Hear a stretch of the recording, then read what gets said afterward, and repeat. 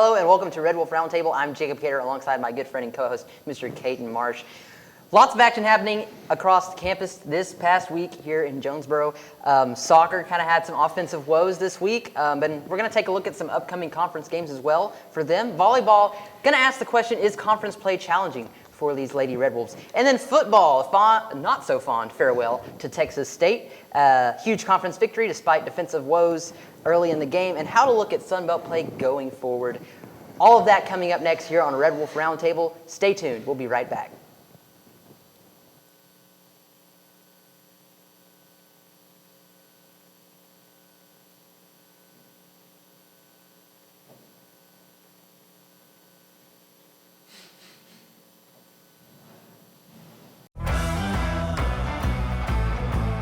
Here to deliver the latest news on A-State sports, ranging from football, basketball, baseball, and more.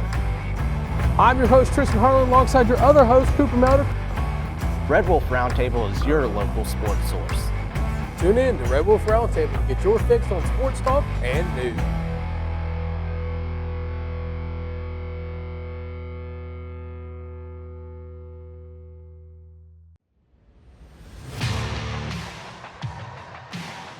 ASU-TV, covering all your favorite sports. From Red Wolf Roundtable to West Side football and more, ASU-TV has you covered.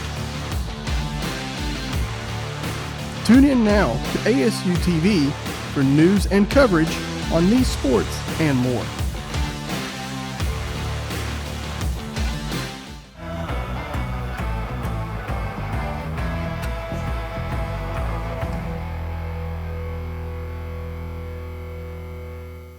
Welcome back to Red Wolf Roundtable as we take a look at what happened this past week here in Jonesboro against Texas State.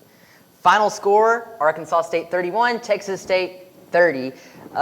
Defense really kind of stepped up this game. A little bit worrisome there in the first part of the game, but you know, they came through and pulled out the victory for the Red Wolves. Yeah, so speaking of the defense, we saw the pass game for the defense pick up immensely. That was kind of one of the issues that we had going into the game was how are these safeties going to be tested? Because Brad Jackson has an arm on him, and we saw it against UTSA. They only had 230 yards passing, but one of the glaring issues was the rushing yards. Right, 289 rushing yards for Texas State. Again, the defense still not really being able to contain the run so far this season. Our passing yards were just phenomenal. I think Jalen Rayner did phenomenal this game. We have his team's rushing yards there as well. Offense struggled a little bit early in the game as well, and then in the fourth quarter, everything came alive. You saw, I don't know if you know this statistic, but Jalen Rayner completed all 20 of his last passes to end the game and give the Red Wolves the victory, 31-30. Again, the score of that.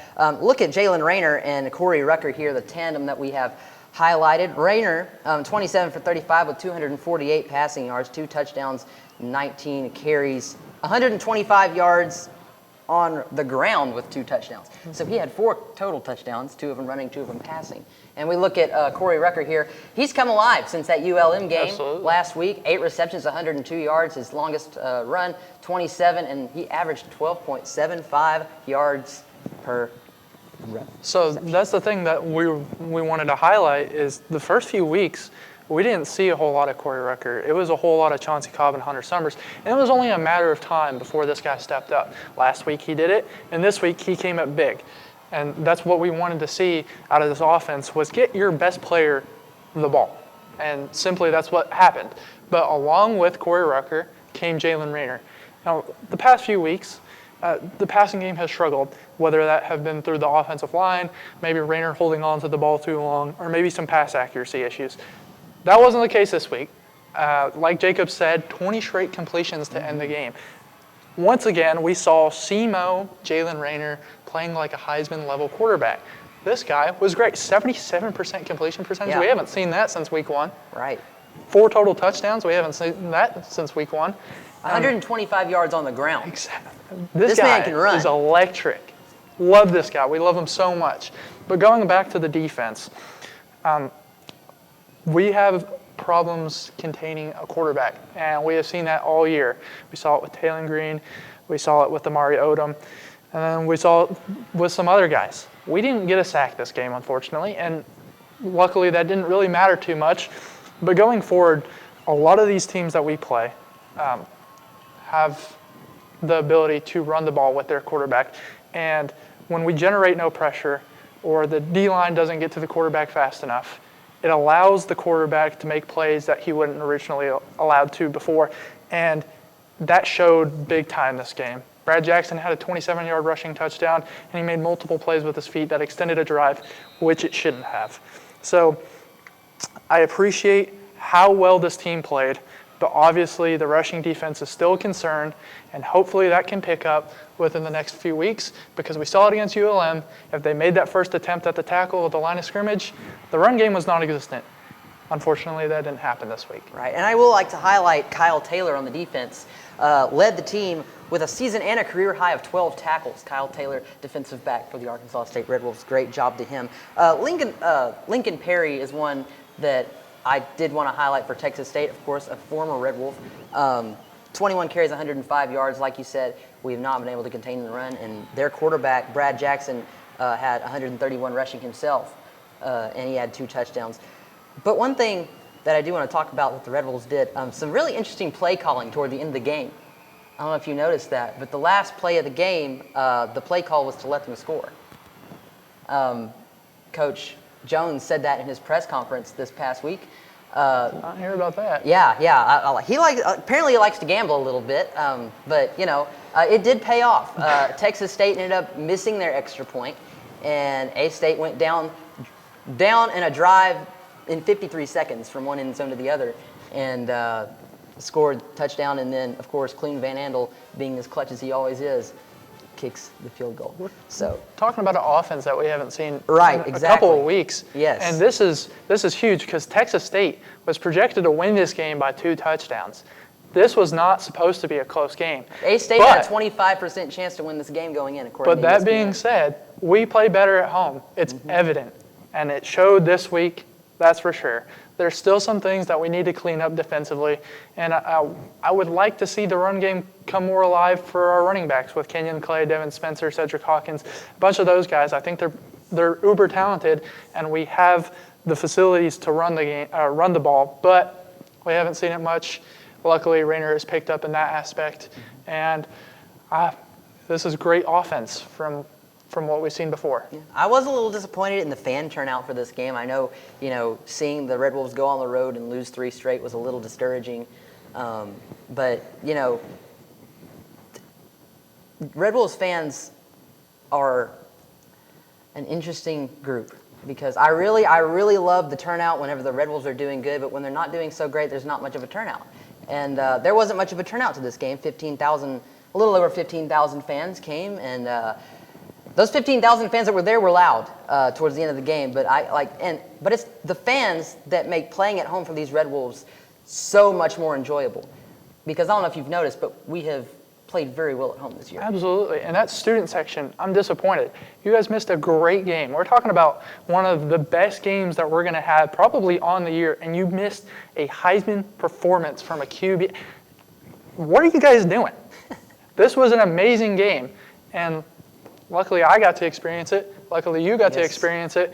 For the ones that missed out, too bad, so sad. Come out to the next one. The Red Wolves love to play at home in front of a big crowd, and that crowd just helps energize the team even more.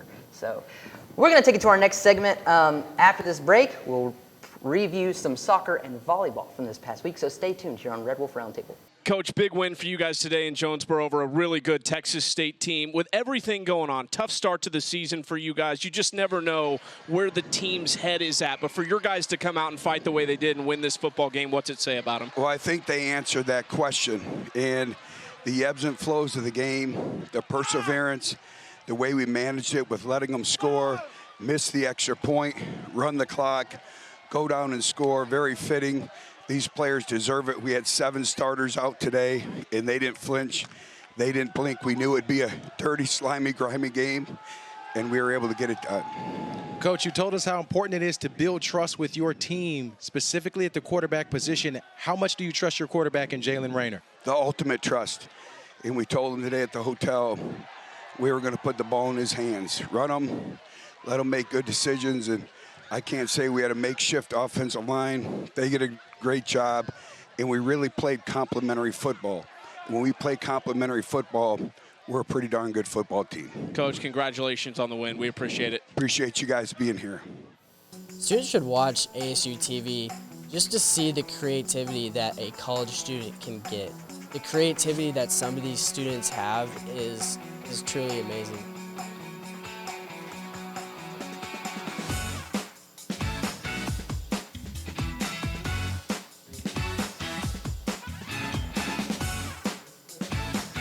Getting that experience can really just take you further, and I feel like our program does that for a lot of students.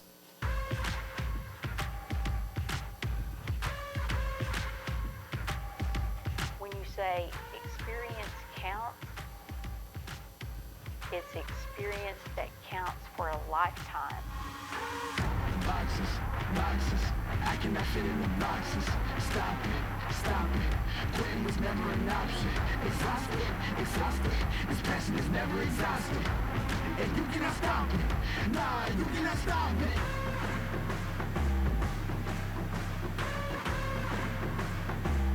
Quitting was never an option.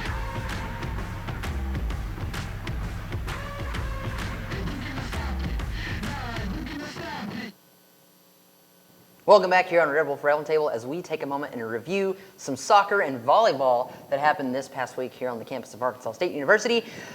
Thursday's 1-0 loss to Texas State was a little disappointing.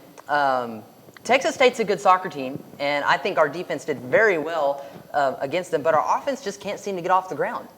No, absolutely. I think you make a great point. We saw a bunch of offense that we hadn't seen the year prior in non-conference, and it's kind of dissipated. We asked the question, where has it been? Where's the aggressiveness been? Ever since the first conference game, it's kind of fizzled out. And this game, it stayed the same way. We only had, I believe, 7 shots and 2 on goal, and Texas State outpaced us immensely. They had 14 shots, and they were the dominant offense this game, and it obviously showed. But one person I want to point out is our goalie, Deshane. She is amazing. She made an insane save this game, and obviously it didn't work out the way we wanted to, but at least there's something to talk about there, and hopefully moving forward we can talk about some more offense that we haven't seen. Absolutely, and kind of carrying on into that, Sunday we had a loss 2-0 to South Alabama. Again, offense is a question. 5 total shots and only 1 on goal that game. The record falls to 2-5-4 on the season and 0-4-1 in conference play. Yeah, I'm highly disappointed from what we've seen so far, and this is not to dog on the soccer team because I know they have a lot of talent. It just hasn't come to fruition yet. I think it can, but there hasn't been a lot of offense. These 2 past games, these teams were high-powered. This South Al team tied with number 19 in the nation, Oklahoma. So it's not like this team was a joke. These 2 teams were picked high on preseason poll for soccer.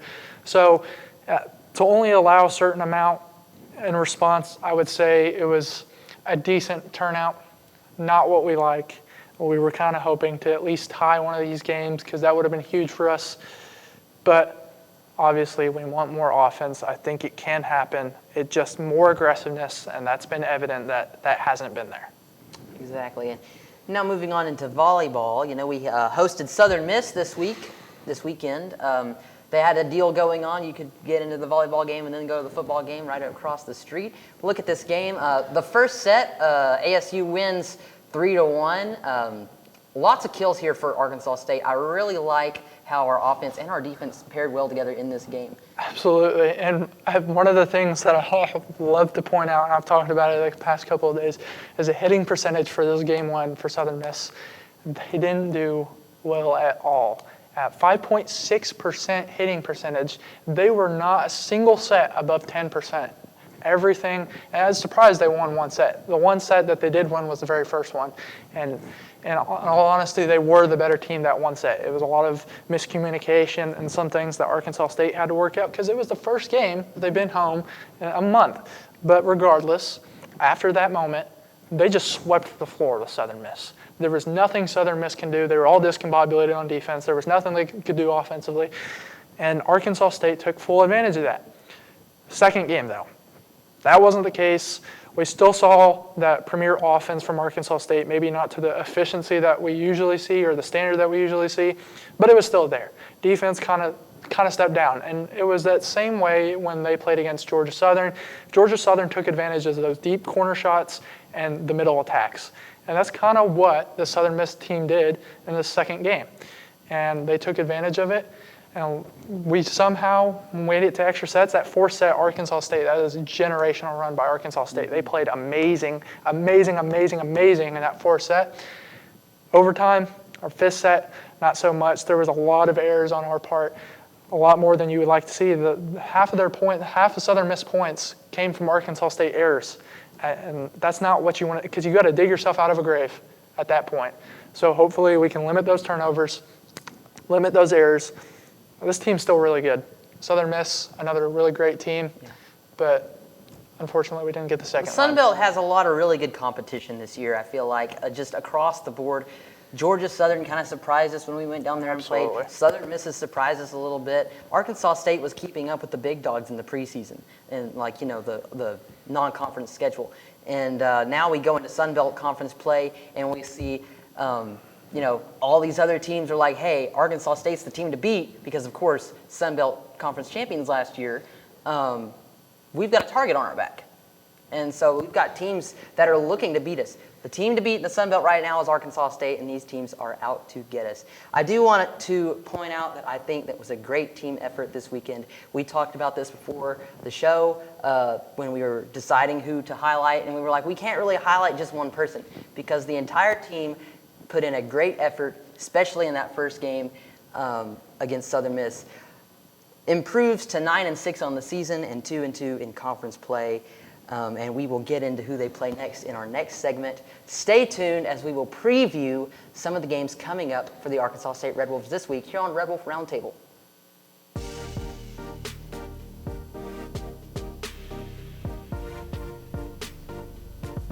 ASU-TV, shows like Red Wolf Roundtable, ASU-TV News, Westside Football, and more.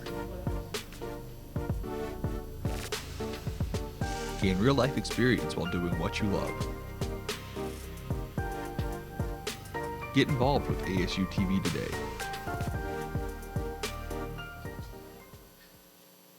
Red Wolf Radio is a student-led organization at Arkansas State University wanting to hear your takes on pop culture, music, the news, and college life.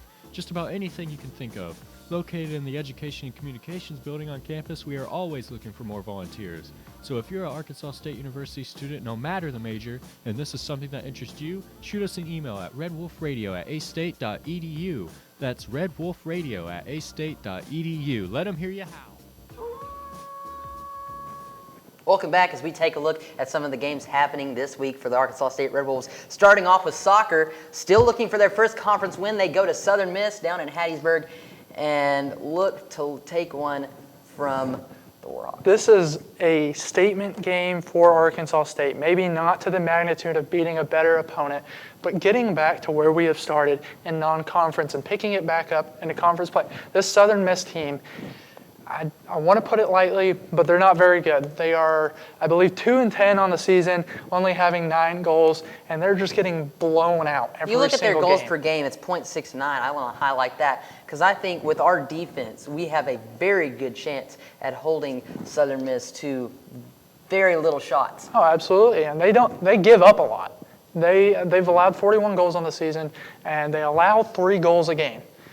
This is kind of what we wanted to see. Hopefully it's a statement game. I want to book it right now. The offense is going to come back alive. We're going to see that aggressiveness that we once saw in non-conference. We're going to see Miss Keelan Peacock get her first goal in the season because she's great. We haven't seen it yet, but it's going to happen this game. We're going to see Kennedy Horn come back to life. We're going to see Alexia Watts come back to life. We're going to see Sydney Veach, our transfer from Kansas State, come back to life. We're going to see Damaris DeShane do what she usually does. This is going to be a great game, and hopefully we walk out of Southern Miss with a win because all our games this week are away. That's one thing that we needed to mention. Yeah. We had all home games last week, so we're all traveling this week. Exactly. And moving on to volleyball, again, away this week at Louisiana Monroe. You see this volleyball here, again, Sunbelt volleyball, very competitive this year. This looks like to be a pretty even matchup. I think Arkansas State might have the competitive edge when it comes to defense. Oh, absolutely. But we will look and see if these Red Wolves can pull out a win down in Monroe this week. So when we talk about the matchups, ULM's another really good team. But what separates Arkansas State from a bunch of these other Sunbelt teams is the defense, like you said, the blocks per set. The amount of times you can see a block from this Arkansas State defense for volleyball is unreal. They had like 6 in the 4th set against Southern Miss. So what really sets them apart is the attack at the net when they're playing defense. And I think that's going to pull them away this game. They're going to translate offensively at a high percentage. We're going to see Whitlock. We're going to see Kale. We're going to see Colum. We're going to see a bunch of these other girls do their thing that they usually do. And hopefully we walk out of Louisiana with a two-win sweep. I expect Adriana Kale especially to be doing big things this week down in Monroe. We have seen her play. She is phenomenal. And I saw some of her highlights from this past week, just the blocks. The fact that she can jump so high in the air and just, oh my gosh, it's something to watch. Adriana Kale is a superior athlete, and I think that she is going to give these Red Wolves the competitive advantage in this matchup at Monroe. Absolutely. We say it every week. We can't get enough of this volleyball team, and I don't think we're going to stop the rest of the year. This team is amazing, and they deserve to be highlighted every single week with how good they have played. Not one person on that team isn't super talented and can change the game for us because that's what they do. They're game changers. Every single one of those people on their team do everything that they're supposed to at a high effective rate, and it shows every single week. Absolutely. Moving on to football, Tuesday, a Tuesday game. Mark that. So don't tune in and expect to see the Red Wolves playing on Saturday because they won't be. You know what? I know we have the highlights up, and South Al hasn't been very great this year. We outpaced them in pretty much everything except for touchdowns and the points per game. I think our competition has been a little bit higher when you consider that we played Arkansas and Iowa State and some of these other teams.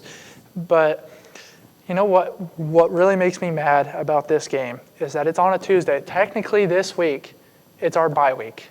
And whoever is scheduling these games needs to be investigated because why are we playing 2 days after our bye week? We're supposed to have rest, and I don't think we're getting ample time to do so. It's unfortunate. It's another away game in which we haven't played very well on these away games, but I just don't like the fact that this was supposed to be our bye week. Let our players rest. They have done a lot. They've traveled a lot. We've played more home than away. Actually, no, it's split. Yeah. My fault. But we've played these big teams. They've absorbed a lot of tackles. We've seen a lot of injuries, especially with someone like Trent Allen, Brandon Greil, and some other guys. This was supposed to be the week that we allowed our players to get their rest, get their time, get the walkthroughs going, and we have to play on a Tuesday. They have 10 days of a bye week. And I want to point this out.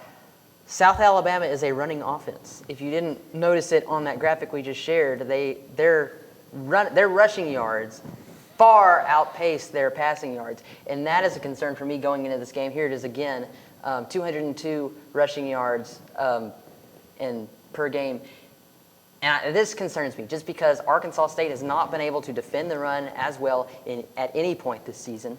They did it a little better this past week, and I hope that there's more improvement going into this next game against South Al.